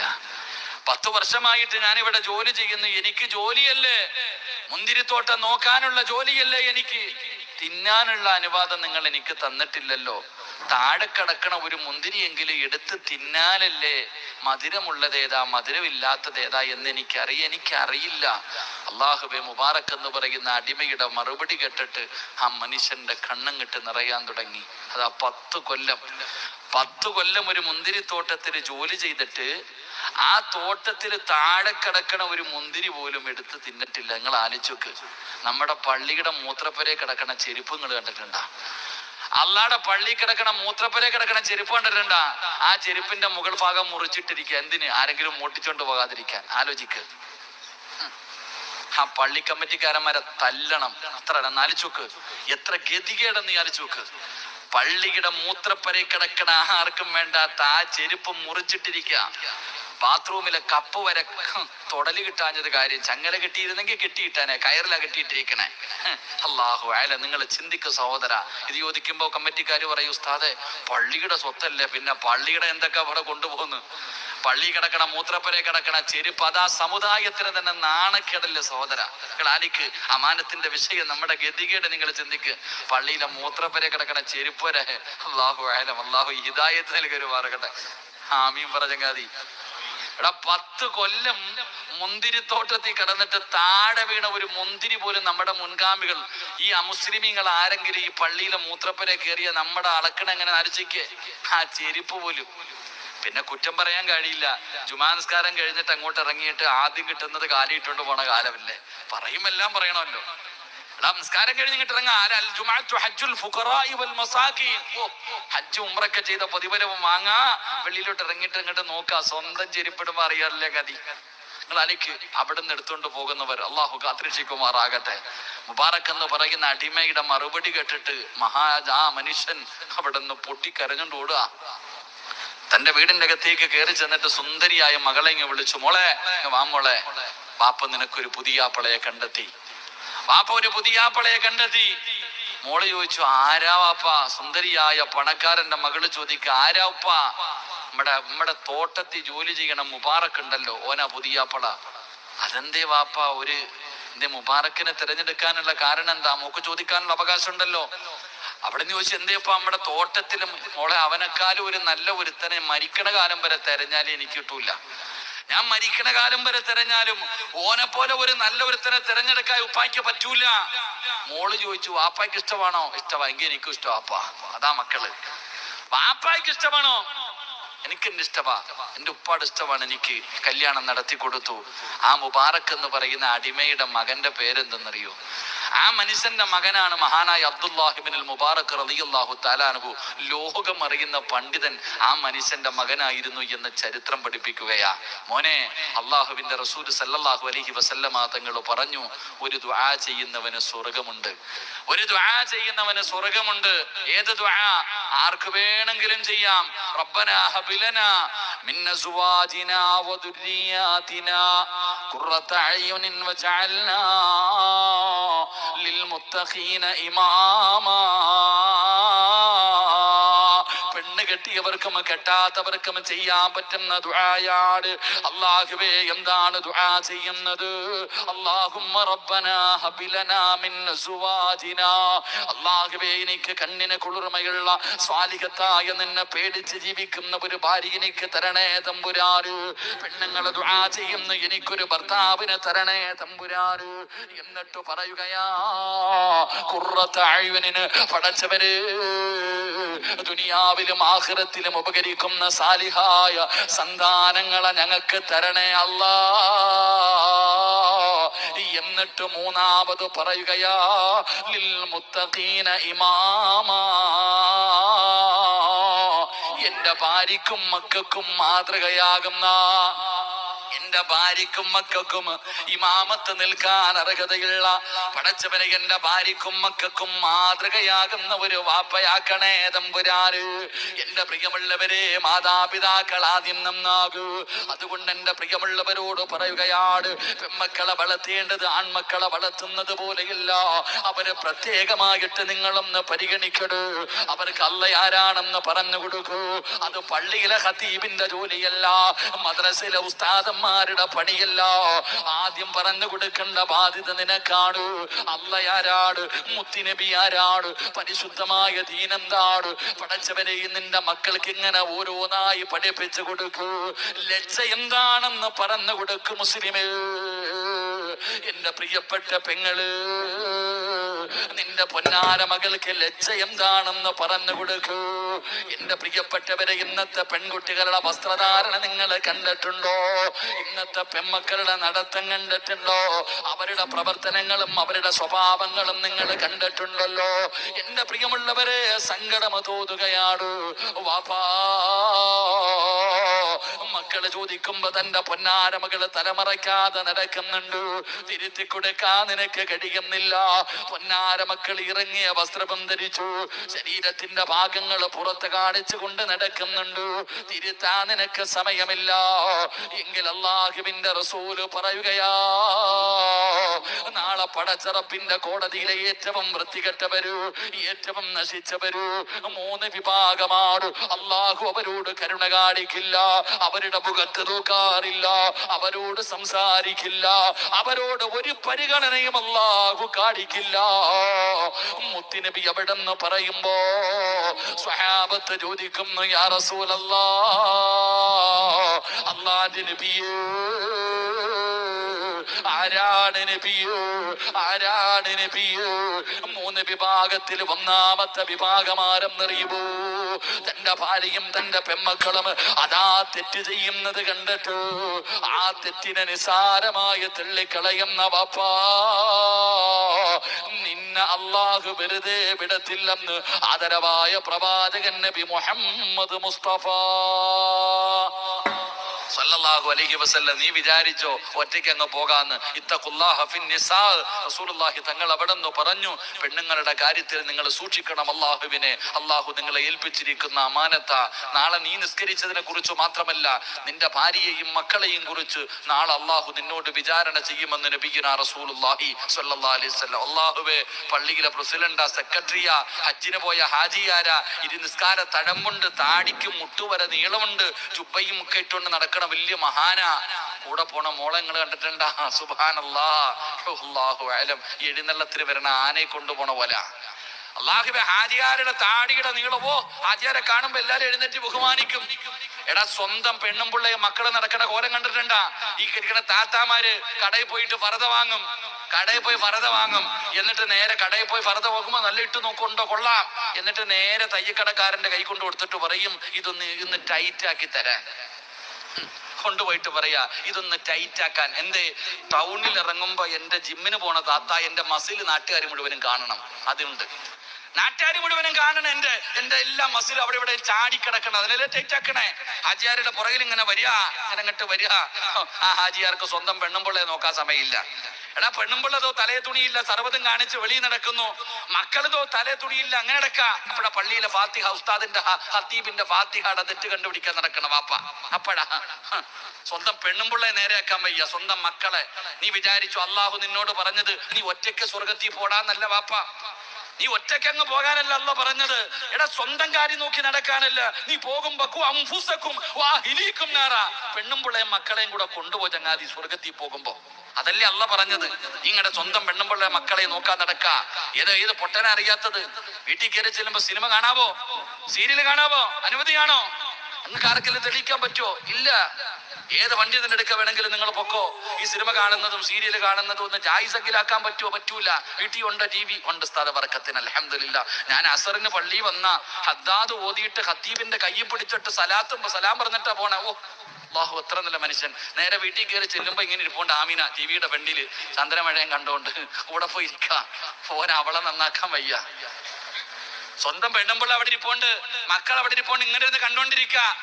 അവിടെ ചെന്ന പൂച്ചക്കുട്ടി സുബ്ഹാനല്ലാഹ് അല്ലാഹ് മിണ്ടാതെ പോയി കിടക്ക. അല്ല നിങ്ങളെ വെറുതെ വിടുവ ചങ്ങാതി. റബ്ബ് നിന്നെ വെറുതെ വിടത്തില്ലെന്ന് ആദരവായ പ്രവാചകൻ നബി മുഹമ്മദ് മുസ്തഫ. ഉള്ളത് പറയുമ്പോ പിടിക്കൂല.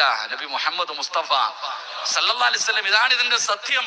ഇതാണ് ഇതിന്റെ സത്യം. എന്റെ പ്രിയപ്പെട്ടവരെ, നിങ്ങൾ വല്ലാതെ സൂക്ഷ്മത. മുത്തുനബി അവിടെ നിന്ന് പറഞ്ഞു. അല്ല നിന്നോട് ചോദിക്കും. അല്ലാഹുവേ പടച്ചവൻ, എന്നത്തെ പെൺകുട്ടികൾ മുത്തുനബി സല്ലല്ലാഹു അലൈഹി. ഏത് പെണ്ണിനാ അറിയാത്ത? ഏത് പെണ്ണിനാ? എടാ, ഒരു അന്യ പെണ്ണ് അന്യ പുരുഷനോട് സലാം പറയാൻ പാടുണ്ടോ? പാടില്ല. ഒരു അന്യ പെണ്ണ് സലാം പറയാൻ പാടില്ല. എടാ, മയ്യത്ത് കാണാൻ പറ്റുമോ? ബാക്കി എല്ലാം പോട്ടെ. ഒരു അന്യ പെണ്ണ് മരിച്ചാൽ ഒരാണിന് കാണാൻ പറ്റുമോ? ഒരു അന്യ പെണ്ണിന്റെ മയ്യത്ത് അന്യ പുരുഷൻ കാണരുത്. അന്യ പുരുഷന്റെ മയ്യത്ത് അന്യ പെണ്ണ് കാണാൻ പാടില്ല. ഇന്ന് മരിച്ച വീട്ടിൽ പോയി നോക്കിക്കേ. മരിച്ച വീട്ടിൽ പോയി നോക്കടാ. പെണ്ണും പിള്ളാരുടെ തന്റെ ഭാര്യയെ കുളിപ്പിച്ച് കിടത്തിയിരിക്കുക. ഭർത്താവ് ഇങ്ങനെ തലഭാഗത്ത് നിൽക്കും. ഇങ്ങനെ നിൽക്കുക. ആൾക്കാർ വരുമ്പോ പൊക്കി കാണിക്കുക. കണ്ടോടാ എന്റെ പെണ്ണുമ്പിള്ളയെ കണ്ടോ, എന്റെ പെണ്ണുമ്പിള്ളയെ കണ്ടോ, ഇങ്ങനെ പൊക്കി കാണിക്കുക. കുളിപ്പിച്ചുകൊണ്ട് വന്ന് കിടത്തിരിക്കുക. പൊതിയാൻ പോവാ. ഇനി ആർക്കെങ്കിലും കാണണോ? ഇനി എന്റെ പെണ്ണുമ്പിള്ളയെ കൊണ്ട് കുഴിച്ചിടാൻ പോ. ആർക്കെങ്കിലും കാണണോ? വാ, വീണ്ടും പൊക്കി കാണിക്കും. പള്ളി കൊണ്ടുവന്ന നിസ്കാരം ഇവിടെ ഉണ്ടോന്ന് അറിയില്ല, അങ്ങടെ നാട്ടിലൊക്കെ ഉണ്ട്. പള്ളി കൊണ്ടുവന്ന നിസ്കാരം കഴിഞ്ഞ് കബറിൽ ഇറക്കി വെച്ചിട്ട് ചോദിക്കും, ഇനി ആർക്കെങ്കിലും കാണണോന്ന്. കുഴിച്ചിടാൻ പോവാടാ. ആലോചിച്ച് വെക്കടാ. സ്വന്തം പെണ്ണുമ്പിള്ളയെ മറ്റുള്ളവന് കാണിച്ചു കൊടുക്കുന്നവൻ. നിങ്ങൾ ആലോചിക്കുക. എന്റെ പ്രിയപ്പെട്ട സഹോദരങ്ങളെ, ഒരു പെണ്ണ് വയലിന്റെ സദസ്സിൽ വന്നിരിക്കുന്നുണ്ട്. താത്ത ഇപ്പോഴും തല തുറന്നിട്ടിരിക്കുക. താത്തായ്ക്ക് അറിയാം താത്താടെ മൊബൈലിൽ വയല്, നരകം, കബറ്, പരലോകം, മത്സര. ഓ പടച്ചോൻ, എന്താ വയലെന്നറിയോ? താത്താടെ മുടി ഇങ്ങനെ തൂങ്ങിക്കിടക്കുന്നുണ്ട് ഇപ്പോഴും. ഒരു പെണ്ണിന്റെ ഒരു തലമുടി താഴെ കിടന്നാ ഉള്ള ശിക്ഷ എന്താ ആലോചിക്ക്. ഏത് താത്തായ്ക്ക് അത് അറിയാത്തത്?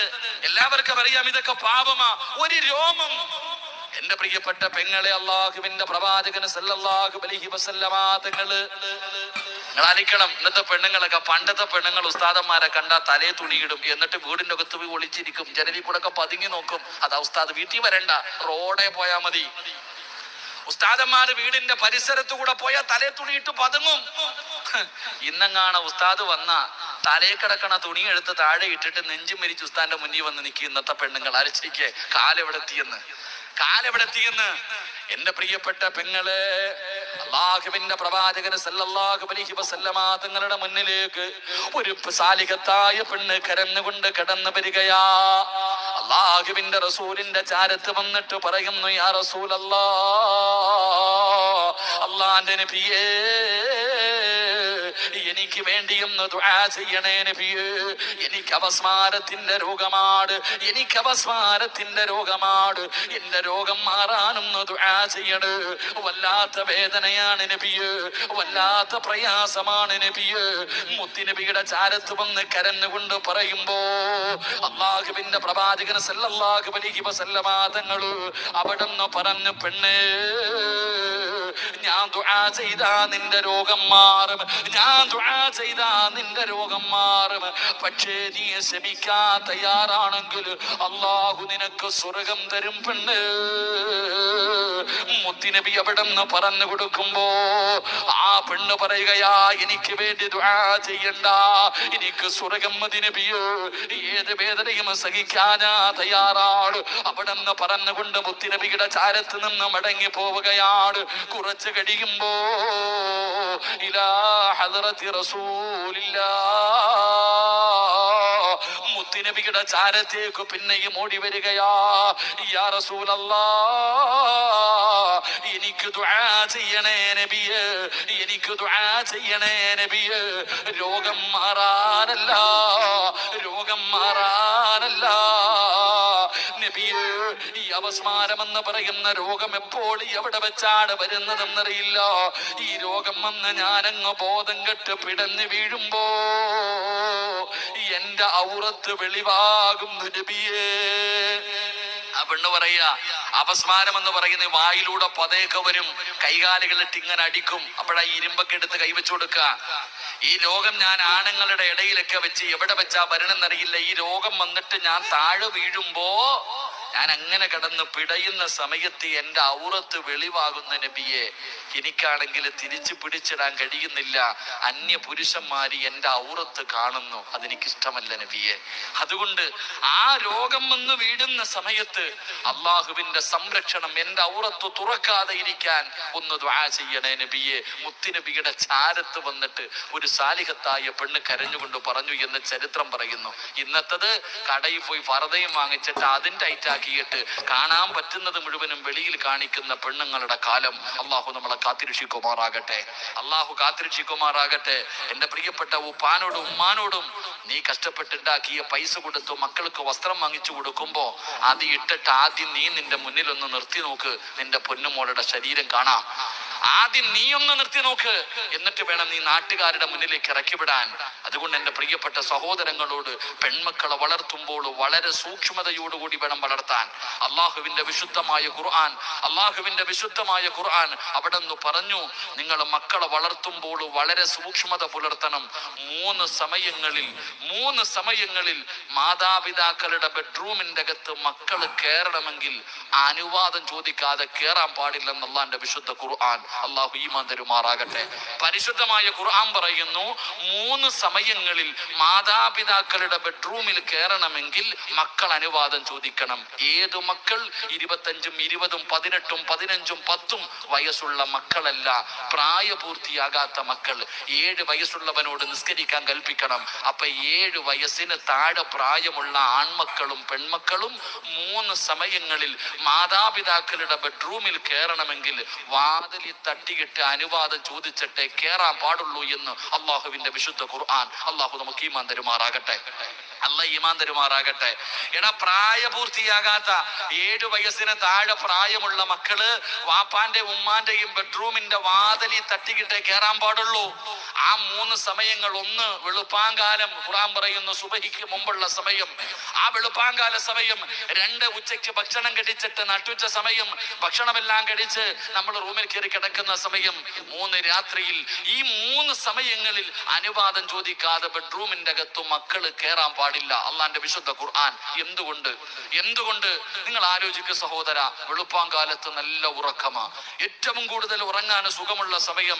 ആ സുബഹിന്റെ ബാങ്ക് വിളിക്കണം 4 മണി 5 മണി സമയം, വല്ലാത്ത ഉറക്കം, ബോധമില്ലാതെ ഉറങ്ങുന്ന സമയം.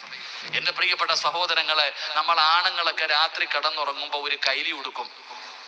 നമ്മളൊക്കെ രാത്രി കിടന്നുറങ്ങുന്ന സമയത്ത് ഒരു ലുങ്കി ഉടുത്തിട്ട് നല്ലപോലെ കിടന്നുറങ്ങും. രാവിലെ ഉറക്കത്തിൽ നിന്ന് എഴുന്നേക്കുമ്പോ ആദ്യം തിരയണതല്ല, ഞാനൊരു കൈലി ഉടുത്തിട്ടുണ്ടായിരുന്നു, പടച്ചവനെ എവിടെന്നാ അല്ലേ? നമ്മൾ രാവിലെ ഉറക്കത്തിൽ നിന്ന് എഴുന്നേറ്റുള്ള കട്ടില് മുഴുവനും തിരയ, എന്റെ മുണ്ടവിടെ, അള്ളതോ കിടക്കണ താഴെ, പടച്ചനെ ഇവിടെ കിടക്കല്ല, എടുത്തിടാ. താത്താമാരിടുന്ന മാക്സിയുടെ കഥ ഞാൻ പറയണില്ല, നിങ്ങൾ ആലോചിക്ക്. എടാ, 7 വയസ്സിന് താഴെ പ്രായമുള്ള മക്കള് വെളുപ്പാങ്കാലത്ത് 4 മണിക്ക് ഉമ്മാടെയും ബാപ്പാടെയും ബെഡ്റൂമിലെങ്ങാനും ചോദിക്കാതെ കയറി വന്നാൽ കോവളം ബീച്ച് ഓർമ്മ വരും. അതുപോലെ കിടക്ക അരച്ചുക്കി. അതുകൊണ്ടാ ഖുർആൻ. നിങ്ങൾ ആലോചിക്ക്. നിങ്ങൾ ചിരിക്കാൻ പറഞ്ഞതല്ല, നിങ്ങൾ ആലോചിക്ക്. സ്വന്തം ഉമ്മാടെ ഔറത്ത് കണ്ട ഏതെങ്കിലും ഒരു മകൻ എന്തെങ്കിലും തോന്നുവോപ്പ? സ്വന്തം ഉമ്മാടെ ഔറത്ത് കണ്ട ഏതെങ്കിലും ഒരു മകൻ എന്തെങ്കിലും തോന്നുവോ? നിങ്ങൾ ഇങ്ങോട്ട് നോക്ക്. 7 വയസ്സല്ല 70 വയസ്സുള്ളവന് തോന്നുവോ? എടാ, 10-60 വയസ്സുള്ള ഒരാൾക്ക് സ്വന്തം ഉമ്മാടെ ഔറത്ത് കണ്ട എന്തെങ്കിലും തോന്നുവോ? ഏതെങ്കിലും ഒരു 35 വയസ്സുള്ള പെണ്ണിന് സ്വന്തം വാപ്പാടെ ഔറത്ത് കണ്ട എന്തെങ്കിലും തോന്നുവോ? ഒന്നും തോന്നില്ല. എന്നിട്ട് അള്ളാഹ് പറഞ്ഞത് കാണണ്ടാന്നാ. സ്വന്തം മാതാപിതാക്കളുടെ ഔറത്താണെങ്കിലും മക്കള് കാണണ്ട.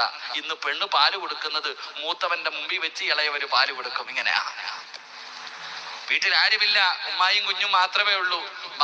വീടിന്റെ കുറ്റി ഇട്ടിട്ട് ബാത്റൂം തുറന്ന് പാട്ടും പാടിയിട്ട് ഉമ്മ അകത്ത് കയറി തുണിയില്ലാതെ കുളിക്കുന്നു. മക്കള് കണ്ടുകൊണ്ട് ലൈവായിട്ട് അടക്കാം. എടുത്തൊരു സഹോദരന്റെ ഒരു പെണ്ണ് കുഞ്ഞുങ്ങളിപ്പോ മൊബൈൽ എടുത്ത് ആദ്യം വീഡിയോ ഓണാക്കണേ. ഉമ്മ ഇങ്ങനെ മൊബൈല് തപ്പുമ്പോ ഉമ്മ ബാത്റൂമിൽ നിന്ന് കുളിക്കണ വീഡിയോ വരെ കുഞ്ഞെടുത്ത് വെച്ചിരിക്കുക. കാലെവിടെ പോയി നിൽക്കണ സഹോദരങ്ങളെ, എന്റെ പ്രിയപ്പെട്ടവരെ, സ്വന്തം ഉമ്മയുടെ ഔറത്ത് പോലും മക്കള് കാണാൻ പാടില്ല എന്ന് അള്ളാന്റെ ഖുർആൻ. അത്രയും സൂക്ഷ്മത പുലർത്തണം. മാതാപിതാക്കളുടെ ഔറത്താണെങ്കിൽ പോലും മക്കള് കാണാൻ പാടില്ല, നിങ്ങൾ അത്രയും സൂക്ഷ്മത പുലർത്തണമെന്ന് അള്ളാഹുവിന്റെ വിശുദ്ധമായ ഖുർആൻ പറയുമ്പോ ഇന്ന് ഇംഗ്ലീഷ് പടം കാണുന്നത് ഒരുമിച്ചിരുന്ന കുടുംബസമേത ആലേക്ക്. എടാ, ഇന്ന് ഏത് സിനിമ എടുത്താലും സെക്സാ. അതാണല്ലോ പടച്ചോനെ. വാപ്പായും ഉമ്മായും മക്കളും കൂടെ ഇരുന്നോണ്ട് കാണുക, അരപ്പാവാടായിട്ട് ആടുന്ന പെണ്ണിന്റെ ആട്ടം കുടുംബസമേതം ഇരുന്ന് കാണാൻ. നിങ്ങൾ ആലോചിക്കേ, ഇതാ കുടുംബം. അള്ളാഹു ഈമാൻ നൽകുമാറാകട്ടെ. ഇങ്ങനെ വേണം, ഇങ്ങനെ വേണം എന്റെ പ്രിയപ്പെട്ട സഹോദരങ്ങളെ, നിങ്ങൾ ആലോചിക്ക്. അതുകൊണ്ട് ഞാൻ പറഞ്ഞു വന്നത്, നിങ്ങൾ നിങ്ങളുടെ മക്കളെ വളർത്തുമ്പോൾ വളരെ സൂക്ഷ്മത പുലർത്ത്. ആ മക്കളെ വളർത്തേണ്ട രീതിയിൽ അദബും മര്യാദയും എങ്ങനെ വളർത്തണം, അതിന് നീ സിനിമയും സീരിയലൊന്നും കാണണ്ട. നമ്മുടെയൊക്കെ നേതാവ് മഹാനായ അഷ്റഫുൽ ഖൽഖ് നബി മുഹമ്മദ് മുസ്തഫ സല്ലല്ലാഹു അലൈഹി വസല്ലമ തങ്ങള് ഉമ്മയില്ലാത്ത ഫാത്തിമ എന്ന് പറയുന്ന ഒരു മകളെ വളർത്തി കാണിച്ചു തന്നിട്ടുണ്ട്. പോയി കണ്ടുപടി. ഫാത്തിമ എന്ന് പറയുന്ന തന്റെ പൊന്നാര മകളെ മുത്തി നബിയല്ലേ വളർത്തിയത്. ആ ഫാത്തിമ എന്ന് പറയുന്ന പൊന്നാര മകളെ എങ്ങനെ വളർത്തണമെന്ന് സ്വന്തം ജീവിതത്തിലൂടെ വളർത്തി കാണിച്ചു തന്നിട്ടുണ്ട് ലോകത്തിന്റെ നേതാവ്. ആ വളർത്തി കാണിച്ചത് എങ്ങനെയാണെന്ന് ചരിത്രം വായിച്ചു പഠിക്ക്, എന്നിട്ട് മക്കളെ വളർത്ത്. അങ്ങനെ വളർത്തിയാൽ നിനക്ക് അള്ളാഹു സ്വർഗം തരൂ. അള്ളാഹു നമുക്ക് ഈമാൻ തരുമാറാകട്ടെ. അങ്ങനെ വളർത്തിയ നിന്റെ മക്കൾ ഒരുത്തന്റെ കൂടെയും പോകില്ല. നീ പറയുന്നതിനപ്പുറം അനങ്ങൂല. നിന്നെ പൊന്നുപോലെ നോക്കുന്ന മക്കൾ അള്ളാഹു നമ്മുടെ മക്കളെ സ്വാലിഹീങ്ങളാക്കി തരുമാറാകട്ടെ, സാലിഹത്തുകളാക്കി തരുമാറാകട്ടെ. ദുനിയാവിലും ആഖിറത്തിലും ഉപകരിക്കുന്ന മക്കളാക്കി അള്ളാഹു നമ്മുടെ മക്കളെ അള്ളാഹു ആക്കി തരുമാറാകട്ടെ. അതുകൊണ്ട് എന്റെ പ്രിയമുള്ള സഹോദരങ്ങളെ, മക്കളെ വളർത്തേണ്ട രീതിയിൽ നിങ്ങൾ വളർത്ത്. എന്റെ പ്രിയമുള്ള സഹോദരങ്ങളെ, സഹോദരിമാരെ, അപ്പൊ പെൺമക്കൾ ഇങ്ങനെ വളർന്നു. 10-18 വയസ്സായി മക്കൾ ഇങ്ങനെ വളർന്നു. അൽഹംദുലില്ലാ. പ്രായപൂർത്തിയായ വിവാഹം കഴിച്ചു കൊടുക്കണം. ആർക്ക്? ഏതെങ്കിലും ഒരു പൊട്ടന്റെ കൈ പിടിച്ചു കൊടുത്താൽ സ്വർഗം കിട്ടോ? പ്രിയപ്പെട്ടവരെ, പെൺമക്കൾ അവർക്ക് വിവാഹപ്രായമെത്തിയാൽ ആർക്ക് കൊടുക്കണം വിവാഹം കഴിച്ച്? എന്ത് പരിഗണനയാണ് നിങ്ങൾ നൽകേണ്ടത്? റസൂലുള്ളാഹി സ്വല്ലല്ലാഹു അലൈഹി വസല്ലമ തങ്ങൾ പറഞ്ഞു, ആരുടെയെങ്കിലും കയ്യിൽ പിടിച്ചു കൊടുത്താൽ പോരാ. ദീനെങ്ങനെ ആരെങ്കിലും നിർബന്ധിച്ച് പെണ്ണിന് അനുവാദമില്ലാതെ കെട്ടിച്ചു കൊടുക്കാനല്ല. അള്ളാഹുവിന്റെ പരിശുദ്ധമായ ദീൻ പറഞ്ഞു, നീ നിന്റെ മകളെ കെട്ടിച്ചു കൊടുക്കുന്ന സമയത്ത് നീ 4 കാര്യങ്ങൾ പരിഗണിക്ക്. ആ പെണ്ണിന് കെട്ടിച്ചു കൊടുക്കുന്ന സമയത്ത് ആ പയ്യന് സമ്പത്തുണ്ടോ എന്ന് നീ നോക്കണം, അവന് സൗന്ദര്യമുണ്ടോ എന്ന് നോക്കണം, കുടുംബ മഹിമ നോക്കണം, ദീൻ നോക്കണം. 4 കാര്യം നീ പരിഗണിക്കണം. മഹാനായ നബിയുനാ റസൂലുള്ളാഹി ഏതെങ്കിലും ഒരു തന്റെ കയ്യിൽ പിടിച്ചു കൊടുക്കലല്ല. നിന്റെ മകളെ കെട്ടിച്ചു കൊടുക്കുന്ന സമയത്ത് പുതിയാപ്പിളയുടെ യോഗ്യത, അവന് സമ്പത്തുണ്ടോ നോക്ക്, അവന് സൗന്ദര്യമുണ്ടോ എന്ന് നോക്ക്, അവന് കുടുംബ മഹിമയുണ്ടോ എന്ന് നോക്ക്, അവന് ദീനുണ്ടോ എന്ന് നോക്ക്. എന്നിട്ട് മുത്തുനബി പറഞ്ഞു, 4 എണ്ണത്തിൽ ഏറ്റവും കൂടുതൽ പരിഗണന നീ ദീനിന് കൊടുക്കണേ എന്ന് ആദരവായ പ്രവാചകൻ നബി മുഹമ്മദ് മുസ്തഫ.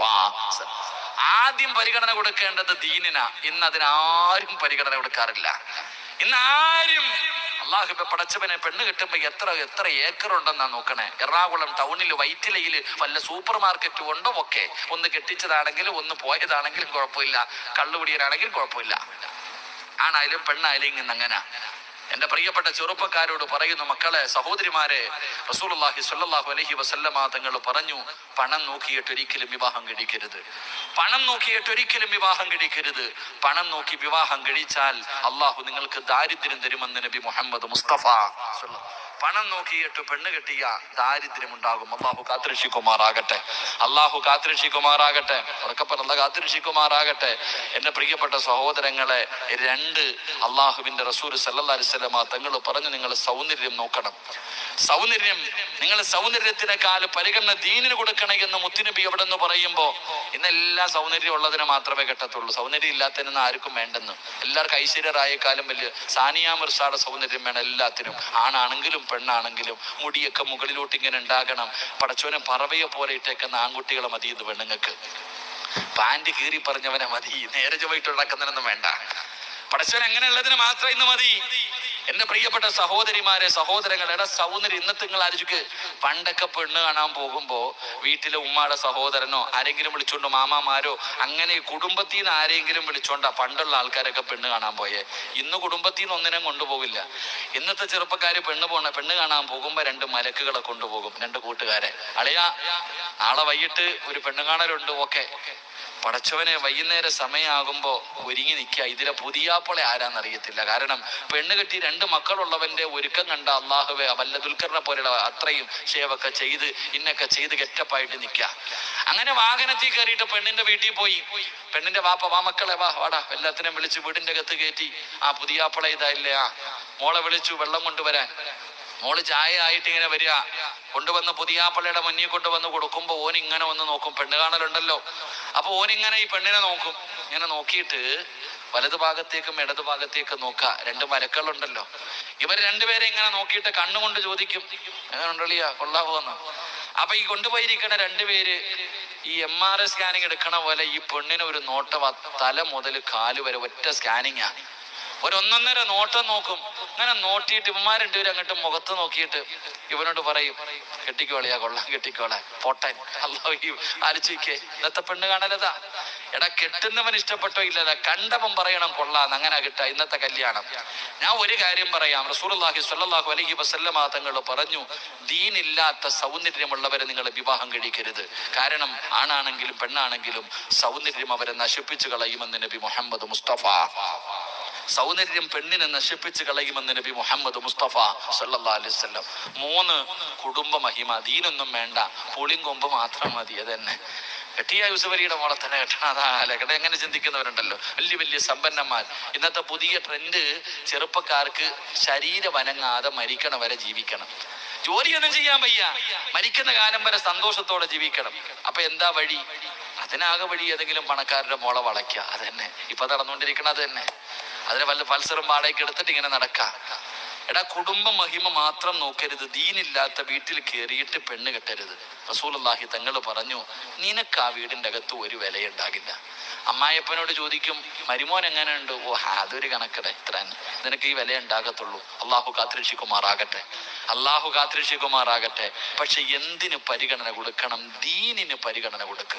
സൗന്ദര്യമില്ലെങ്കിലും പണമില്ലെങ്കിലും കുടുംബ മഹിമയില്ലെങ്കിലും ഹൃദയത്തിൽ അല്ലാഹ് ഉണ്ടടാ, അത് മതി. അള്ളാഹു ഈമാൻ തരുമാറാകട്ടെ, അള്ളാഹു ഈമാൻ തരുമാറാകട്ടെ.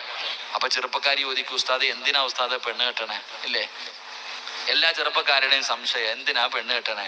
സന്തോഷത്തോടെ അടിച്ചു പൊളിച്ചിങ്ങനെ നടക്കാം, എപ്പോ വേണമെങ്കിലും വീട്ടിൽ കയറി പോകാം. അടിച്ചു പൊളിച്ചിങ്ങനെ എല്ലാരും നടക്കുന്നുണ്ട്. അപ്പൊ എന്തിനാ പെണ്ണ് കെട്ടണേ? മോനെ, അള്ള പറഞ്ഞ എന്തെന്നറിയോ? പെണ്ണ് കെട്ടിയ സമാധാനം കിട്ടുമെന്ന് അള്ള പറഞ്ഞു. അള്ളാന്റെ പരിശുദ്ധമായ ഖുർആൻ പറയാ, പെണ്ണ് കെട്ടിയ സമാധാനം കിട്ടുമെന്ന്. അള്ളാഹു ഈമാൻ തരുമാറാകട്ടെ, ഈമാൻ തരുമാറാകട്ടെ. എന്തിനാ എന്നെ നോക്കി ചിരിക്കണേ? അള്ളാന്റെ പരിശുദ്ധമായ ഖുർആൻ പറയുന്നു പെണ്ണ് കെട്ടിയ സമാധാനം കിട്ടുമെന്ന്. ചിരിക്കുന്നവൻ പറയാ, ഉസ്താദെ ഞാൻ പെണ്ണ് കെട്ടിയതോടുകൂടിയാ എന്റെ സമാധാനം പോയെന്ന്. അതാ എന്റെ പ്രിയമുള്ളവരെ, എല്ലാരും ചോദിക്കുന്ന, ഉസ്താദെ എന്താ പെണ്ണ് കെട്ടിയ ആദം നബി അലൈഹിസ്സലാമിന് നമ്മുടെയൊക്കെ ജീവിതത്തിലെ ഏറ്റവും വലിയ മോഹം സ്വർഗത്തിൽ പോകണമെന്ന്. അല്ലേ പറ, അല്ലേ? സ്വർഗത്തില് ആദം നബി അലൈഹിസ്സലാം സ്വർഗത്തിലൂടെ ഇങ്ങനെ നടന്നു പോകാം. അള്ള നോക്കുമ്പോ വലിയ സന്തോഷമൊന്നും കാണുന്നില്ല ആദം നബിയുടെ മുഖത്ത്. എന്തേ ആദമേ, സ്വർഗത്തിൽ നടന്നിട്ട് നിനക്കൊരു സന്തോഷം ഇല്ലാത്ത? ഇല്ല, സുഖമില്ല. അള്ളാണ്, എനിക്ക് വലിയ സന്തോഷമൊന്നും ഇല്ല. സ്വർഗത്തിൽ കിടന്നിട്ട് പറയാ, ആദം നബി അള്ളഹാനോട് പറയാ, പടച്ചോനെ സ്വർഗത്തിൽ ഇങ്ങനെ ഒറ്റയ്ക്ക് നടന്നിട്ട് സുഖമില്ല, കൂടെ നടക്കാൻ ഒരാളെ കൂടെ കിട്ടിയിരുന്നെങ്കിൽ. എന്താ പെണ്ണ് കെട്ടാത്തവന്മാര് കേട്ടോണം. ആദം നബി അള്ളഹാനോട് സ്വർഗത്തിൽ നടന്നിട്ട് പറയാ, സ്വർഗത്തിലൂടെ നടക്കുന്ന ആദം നബി, സ്വർഗം എന്താടാ?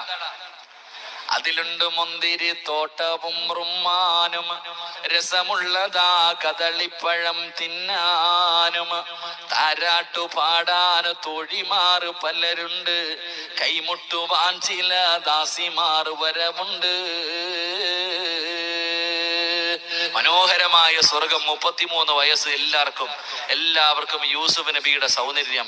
അവിടെ ജോലിയില്ല, കഷ്ടപ്പാടില്ല, നിസ്കാരമില്ല, നോമ്പില്ല, വയലില്ല, സദക്കയില്ല. കള്ളു കുടിക്കണോ, പെണ്ണു പിടിക്കണോ, എന്ത് വേണമെങ്കിലും ചെയ്യാം, അടിച്ചു പൊളിക്കാം സ്വർഗം. ആ സ്വർഗത്തിലൂടെ നടക്കുന്ന ആദം നബിയുടെ അള്ള വെച്ച് നീക്ക് എന്ത് കുഴപ്പമെന്നല്ല ഒറ്റയ്ക്ക് നടന്നിട്ടൊരു സുഖമില്ല അല്ലാ, കൂട്ടത്തിൽ ഒരാളെ കൂടെ കിട്ടിയിരുന്നെങ്കിൽ അപ്പൊ ഹവ്വാ ബീവി റളിയല്ലാഹു തആല അൻഹ ഹാപ്പിയായി. ആദം നബിക്ക് ഹവ്വാ ബീവിയെ കൊടുത്തപ്പോഴാ സ്വർഗത്തിൽ ഇരുന്നിട്ട് പോലും സന്തോഷം കിട്ടിയത് എന്ന് ചരിത്രം പറയുന്നു. അപ്പൊ പെണ്ണ് കെട്ടിയാലേ മക്കളെ സന്തോഷം കിട്ടത്തുള്ളൂ. അപ്പൊ നീ ചോദിക്കൂ, ഉസ്താദെ ഖുർആൻ പറയുന്നു പെണ്ണ് കെട്ടിയാൽ സമാധാനം കിട്ടും, എനിക്കാണെങ്കിൽ അതില്ല. അത് നിനക്ക് തോന്നുന്നത് പോലെ ജീവിക്കുന്നത് കൊണ്ടാ. അള്ളാഹു ഈമാൻ തരുമാറാകട്ടെ. അള്ളാഹു നമ്മുടെ ദുനിയാവിലെ ഭാര്യയെ അള്ളാഹു സ്വർഗത്തിലും ഭാര്യയാക്കി തരുമാറാകട്ടെ. ആമീൻ പറ, ആമീൻ പറ. ജോളി ഓർമ്മയുണ്ടോ? ആമീൻ പറ. ജോളി ഓർമ്മയുണ്ടോ? ആമീൻ പറ. ഇവിടത്തെ ഭാര്യയെ സ്വർഗത്തിലും വേണോന്ന് ആഗ്രഹമുള്ളവരെന്ന് കൈവക്കിക്കേ. എന്താപ്പാ പലരും കൈവക്കണില്ല? ഉസ്താദെ ഇവിടെ തന്നെ ഓളെ സഹിക്കാൻ പറ്റുന്നില്ല, ഇവളിന് സ്വർഗത്തിലുണ്ടോ? അല്ലോ, അവിടെ വരുമ്പോ അള്ളാഹു മാറ്റിത്തരും സഹോദരങ്ങളെ. അള്ളാഹു ഈമാൻ തരുമാറാകട്ടെ. അപ്പൊ ഞാൻ പറഞ്ഞു വന്നത്, നിങ്ങൾ ദീനിന് പരിഗണന കൊടുക്ക്. അള്ളാഹുവിന്റെ പ്രവാചകൻ സല്ലല്ലാഹു അലൈഹി വസല്ലമ തങ്ങൾ ആരെയാ പരിഗണിച്ച്? തന്റെ പൊന്നാര മകൾക്ക് 18 വയസ്സ്, ഫാത്തിമ ബീവി റളിയല്ലാഹു തആല അൻഹയ്ക്ക് 18 വയസ്സ്. അള്ളാഹുവിന്റെ പ്രവാചകൻ അങ്ങനെ